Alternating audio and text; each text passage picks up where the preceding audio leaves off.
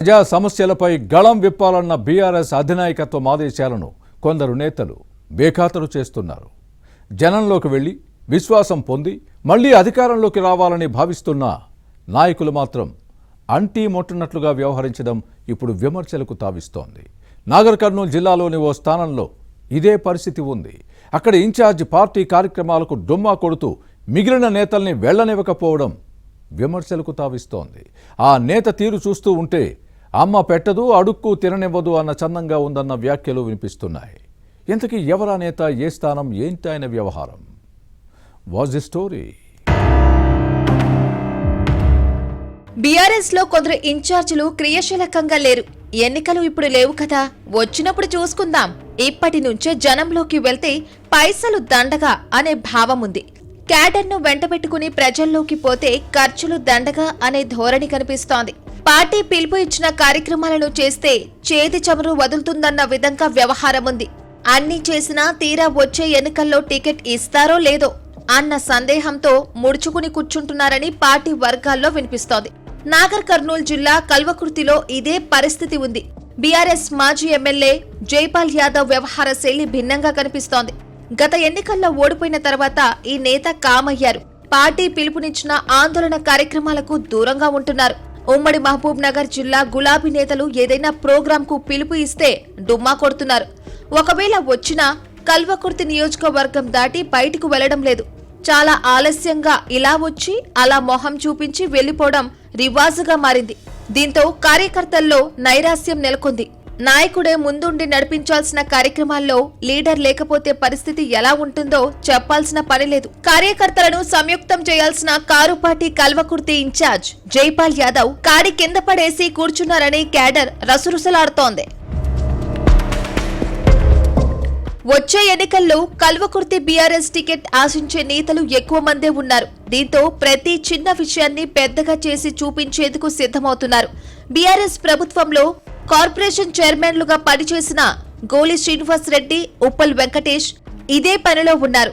మాజీ ఎమ్మెల్యే జైపాల్ యాదవ్ నిర్వాకంతోనే పురపాలక ఎన్నికల్లో ఆమనకల్లు మున్సిపాలిటీని బీఆర్ఎస్ కోల్పోవాల్సి వచ్చిందన్న విమర్శలు లేకపోలేదు.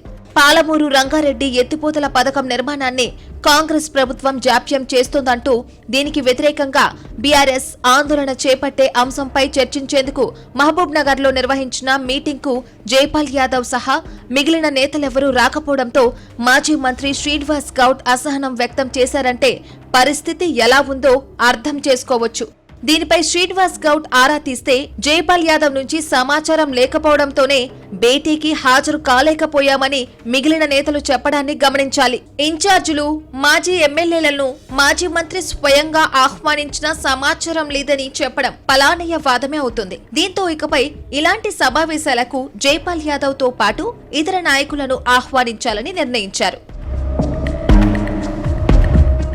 తెలంగాణలో ప్రస్తుతం ధాన్యం కొనుగోలు సమస్యగా మారింది. దీనిపై కల్వకుర్తి నియోజకవర్గం వంకూరులో నిర్వహించిన ధర్నాకు నాగర్ కర్నూలు జిల్లా బీఆర్ఎస్ నేతలందరూ హాజరైన సొంత స్థానంలో జరిగిన ఆందోళనకు జైపాల్ యాదవ్ ఆలస్యంగా రావడాన్ని పరిశీలిస్తే పార్టీ కార్యక్రమాలపై ఈ నేతకు ఎంత చిత్తశుద్ధి ఉందో అర్థం చేసుకోవచ్చు. మరోవైపు ఆమనగలులో జరిగిన బీఆర్ఎస్ భేటీలోనూ జైపాల్ యాదవ్ కు చేదు అనుభవం ఎదురైంది. సభ్యత్వ నమోదు సన్నాహక సమావేశంలో పార్టీ నేతలు జైపాల్ యాదవ్ తీరును వేలెత్తి చూపారు. ఆమన్గల్ మున్సిపాలిటీలోని 15 వార్డులకు గాను బీఆర్ఎస్ 8 స్థానాలు సాధించిన చైర్మన్ పీఠాన్ని కైవసం చేసుకోలేకపోవడానికి జైపాల్ యాదవ్ సహాయ నిరాకరణే కారణమన్నది పార్టీ నేతల మాట. ఈ పోస్టుకు రామును పార్టీ నాయకత్వం ప్రతిపాదించింది. వైస్ చైర్మన్ పదవికి పథ్యనాయక్ పేరును సూచించింది. కానీ పథ్యనాయక్ పార్టీ ఫిరాయించి కాంగ్రెస్ లో చేరి చైర్మన్ అయ్యారు. బీఆర్ఎస్ సీనియర్లే ఎందుకు కారణమన్న విమర్శలు వచ్చాయి. Party incharge Jaipal Yadav whip జారీ చేయకపోవడంతోనే మున్సిపాలిటీని కోల్పోవాల్సి వచ్చిందన్నది పార్టీ నేతల మాట. సభ్యత్వ నమోదు సన్నాహక సమావేశంతో దీనిపై రచ్చ జరగడంతో జైపాల్ యాదవ్ చిన్నబుచ్చుకోవాల్సి వచ్చింది. పార్టీ కార్యక్రమాలను లైట్ తీసుకుంటున్న జైపాల్ యాదవ్ కు బీఆర్ఎస్ కల్వకుర్తి ఇన్ఛార్జ్ పదవి ఎందుకనే ప్రశ్న వస్తోంది. ఈ నేత తీరుపై అసహనం వ్యక్తమవుతోంది. వచ్చే ఎన్నికల్లో కల్వకుర్తి సీటు ఆశిస్తున్న నేతలకు ఇది ఆయుధంగా మారింది. క్యాడర్లో ఉన్న అసంతృప్తిని అధిష్టానం దృష్టికి తీసుకెళ్లి జైపాల్ యాదవ్ కు ఎర్త్ పెట్టాలనే ప్రయత్నంలో ఉన్నారు. కొత్త నేతకు బాధ్యతలు అప్పగిస్తే పార్టీ పరిస్థితి మెరుగుపడుతుందన్న భావన ఉంది. పార్టీ అధినాయకత్వం ఈ దిశగా చర్యలు తీసుకోవాలన్న డిమాండ్ వస్తోంది. ఈ పరిణామాల నేపథ్యంలో జైపాల్ యాదవ్ తన పరిస్థితిని చక్కదిద్దుకుంటారా లేదా చేజార్చుకుంటారా అన్నది చూడాలి.